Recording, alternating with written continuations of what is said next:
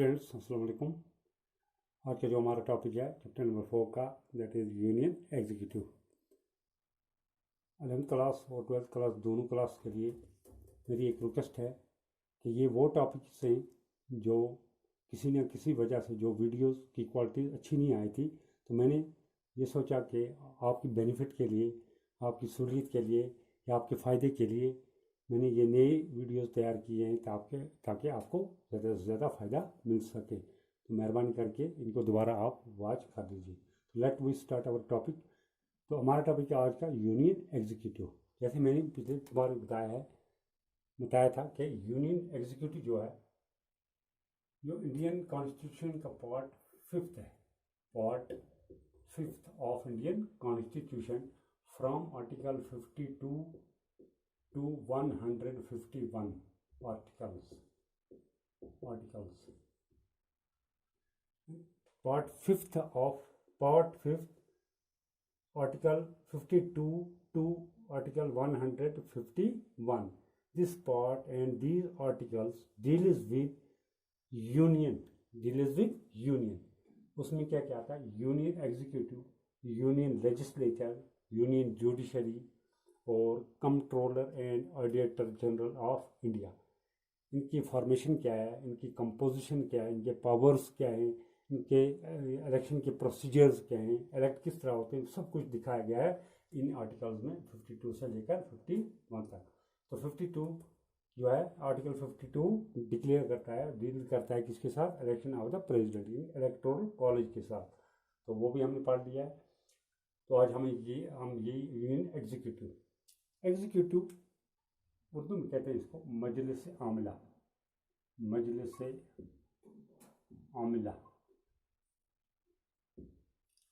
Legislature हो गया कानून साजिया, कानून बनाने वाली बॉडी। एग्जीक्यूटिव यानी मजलिस आमिला जो है, कानून चलाने वाली बॉडी। कानून चलाने वाली बॉडी को मजलिस आमिला कहते हैं, बनाने वाली बॉडी को कानून साजिया कहते हैं। जो ये यूनियन एग्जीक्यूटिव है, पहले मैं सिंपली आपको बताऊंगा। जो हमारे प्रेसिडेंट हैं, वाइस प्रेसिडेंट हैं, प्राइम मिनिस्टर्स हैं, काउंसिल ऑफ मिनिस्टर्स हैं, लोकसभा राज्यसभा के मेंबर्स हैं, हमारे चीफ मिनिस्टर्स होते हैं, हमारे असेंबलीज के मेंबर्स होते हैं, काउंसिल के लेजिस्लेटिव काउंसिल के मेंबर्स होते हैं, इन सब को कहते हैं एग्जीक्यूटिव। और इसके अलावा भी जो हमारे ब्यूरोक्रेट्स होते हैं, सिविल सर्वेंट्स होते हैं, यानी कि गवर्नमेंट एम्प्लॉइज, वो भी एग्जीक्यूटिव। तो हम तफसील में पढ़ेंगे कि उनमें और इनमें क्या फ़र्क है, ये टाइप्स हैं इनकी। तो पहले एग्जीक्यूटिव का मतलब, मीनिंग ऑफ एग्जीक्यूटिव। जो एग्जीक्यूटिव है, this executive is one of the 3 organs of the government. जो गवर्नमेंट के ऑर्गन है वो 3 हैं। तो असल में 3 ही हैं, तो 4 भी कहलाया गया है। एक तो एग्जीक्यूटिव है, दूसरा लेजिस्लेचर, तीसरी जुडिशरी और controller and auditor general of India, वो चौथा है। तो one of the essential organ of the government है। 4 में से एक है ये भी, या 3 में से हम कहेंगे एक ऑर्गन है executive. It is that body, executive is that body, या ये एग्जीक्यूटिव वो चीज़ है, वो बॉडी है विच एग्जीक्यूट्स लॉ, विच इन्फोर्सेस लॉ, या विच implements, enforces, executes the will of the legislature in the form of law। यानी कि लेजिस्लेचर ने जो कानून बनाया है, लेजिस्लेचर ने जो कानून तश्कील दिया है, जो कानून लॉ बनाया है, या उसकी विल है, उसकी विल हम कहें will of the legislature. It expresses, this executive expresses, implements the will of the legislature, that means law of the legislature. कानून तो बना लिया, मगर कानून बनाने के बाद कानून चलाने के लिए भी कोई ना कोई चीज़ ज़रूरी है, वो है एग्जीक्यूटिव। कानून बनाने से काम नहीं चलेगा, कानून चलाना बहुत बड़ी बात है। तो हम कहेंगे executive is that body which implements, which enforces, which gives effect to the law, which enforces the law, या which enforces the will of the legislature in the form of law, in accordance to the constitution. यानी कि आइन के तहत, आइन से बाहर executive कानून अपना इम्प्लीमेंट नहीं कर सकता, इन्फोर्स नहीं कर सकता within the constitution, within the according to the constitution, या विद इन द कॉन्स्टिट्यूशन ये लॉ एग्जीक्यूट कर सकते हैं। तो जो ये एग्जीक्यूटिव है, It runs the administration of the state या of the government on behalf of the people. हम लोग जो बड़ी बड़ी डेमोक्रेटिक कंट्रीज हैं, हर एक के पास की बात नहीं कि वो गवर्नमेंट या स्टेट के काम में हिस्सा ले, स्टेट एडमिनिस्ट्रेशन में हिस्सा ले, काम चलाए, सरकार चलाए, वो उनके पास की बात नहीं है। इसलिए कुछ इलेक्टेड हैं, कुछ सेलेक्टेड हैं, कुछ अपॉइंटेड हैं, तो वो लोगों के बिहाफ से या लोगों की तरफ से ये काम चलाते हैं। तो इन simply executive is that body which enforces the law, which implements the law, or which gives effect to the law in accordance to the constitution. It enforces that law which is made by the legislature. Yeah, it expresses the will of the legislature in the form of law. In the कानून की शक्ल में ये legislature की जो will है उसको express करके कानून की शक्ल में लाता है, एक्सप्रेस करता है, एग्जीक्यूट करता है। तो types are forms of executive, types of executive, types या काइंड्स और फॉर्म्स ऑफ एग्जीक्यूटिव। तो पहली जो है सिंगल या आपको सिंगुलर, सिंगल और singular and plural executive, plural executive, singular and plural executive या सिंगल एंड प्लूरल एग्जीक्यूटिव।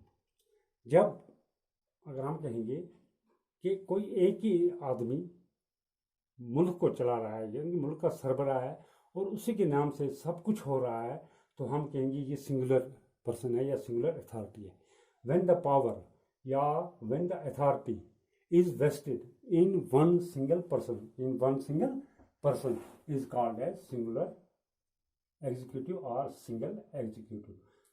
तो बेस्ट एग्जांपल है president of United States, president of United States US. United States का जो प्रेसिडेंट है, यानी कि पूरी जितने भी यूनाइटेड स्टेट्स है वहाँ पर एक ही प्रेसिडेंट है, जो तमाम जितने भी ममालिक हैं उनका जो स्टेट है, जो पूरे ये स्टेट्स हैं, कंट्रीज हैं छोटी छोटी यूनाइटेड स्टेट्स के अंदर, उनके लिए एक ही प्रेसिडेंट है। इसको हम कहेंगे सिंगुलर अथॉरिटी और सिंगुलर एग्जीक्यूटिव। यानी कि पावर जब एक ही आदमी के हाथ में हो तो या वेस्ट करते हुए एक ही आदमी के अंदर, तो हम कहेंगे इट इज सिंगुलर अथॉरिटी और सिंगुलर एग्जीक्यूटिव। तो plural executive when the powers are concentrated या व्हेन द पावर और authority is vested in not in single person but in more than 2 persons or in many persons। जब authority और power बहुत से लोगों के हाथ में हो, when the authority or power is vested in more than 1 person or more than 2 persons is called as plural executive, plural executive। तो बेस्ट एग्जांपल जो कंट्री की है वो है स्विट्जरलैंड, स्विट्जरलैंड। वहाँ पर है Swiss federal council, Swiss Federal Council। In Swiss Federal Council is the best example of plural executive, जो स्विट्जरलैंड की है। जैसे हमारे इंडिया की जो जुडिशरी है, जो हम इंडिया का जो लेजिस्लेचर है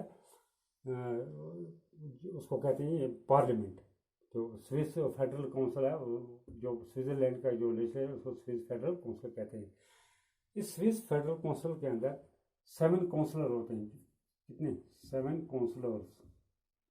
और हर एक काउंसलर, ऑल द काउंसलर और जो हैं वो इक्वल हैं और almost at par as far as their powers are concern. यानी कि जितने भी 7 काउंसलर ये ऑलमोस्ट एट पार होते हैं, बराबर होते हैं, as far as their powers are concern.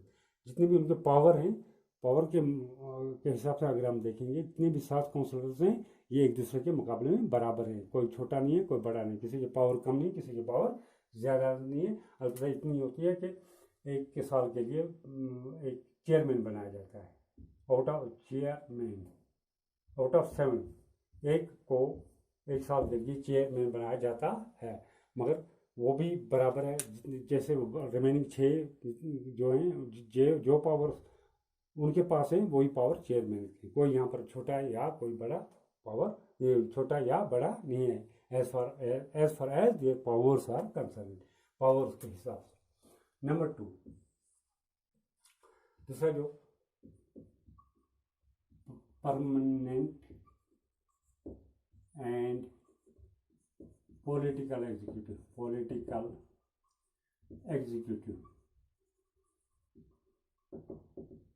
permanent and political executive. Permanent executive is that executive, or permanent executives or that executives who remain, who are selected, on the basis of their capacity, and who are appointed or selected for a fixed term, term के लिए, fixed term के लिए elect किया जाता है, या वो उनको अपॉइंट किया जाता है, या गिवन टर्म के लिए किया जाता है, जब तक न कि वो अपनी रिटायरमेंट हासिल कर ले। इनके परमानेंट एग्जीक्यूटिव जो हैं, permanent executive are those executive who are selected for a fixed term या fixed period till they reach the age of retirement. जैसे कि फॉर एग्जांपल हमारे डॉक्टर्स हैं, प्रिंसिपल्स हैं, इंजीनियर्स हैं, गवर्नमेंट एम्प्लॉयज जितने भी हैं, चाहे वो बड़े हैं छोटे हैं, एजुकेशन सेक्रेटरी तक जो हमारे सेक्रेटरीज हैं, अंडर सेक्रेटरीज वगैरह हैं, दीज आर परमानेंट एग्जीक्यूटिव, यानी कि अपनी ऑफिस में they remain in their office till they reach the age of retirement. जब 58 है, 60 है, 62 है, वट इज, तो वहाँ तक वो अपनी ऑफिस में रह सकते हैं। इनको कहते हैं परमानेंट। वो एक बार सेलेक्ट हो गए, not elected, these are selected. ये सेलेक्टेड, ये सेलेक्टेड है, या हम कहेंगे अपॉइंटेड, अपॉइंट भी हो सकते हैं, appointed. These people are elected. Executives who are elected by the people for a given period, वो किसके लिए? फिक्स्ड टर्म के लिए। 50 साल है 50 साल, 10 साल है 10 साल, ये गिवन पीरियड के लिए होते हैं।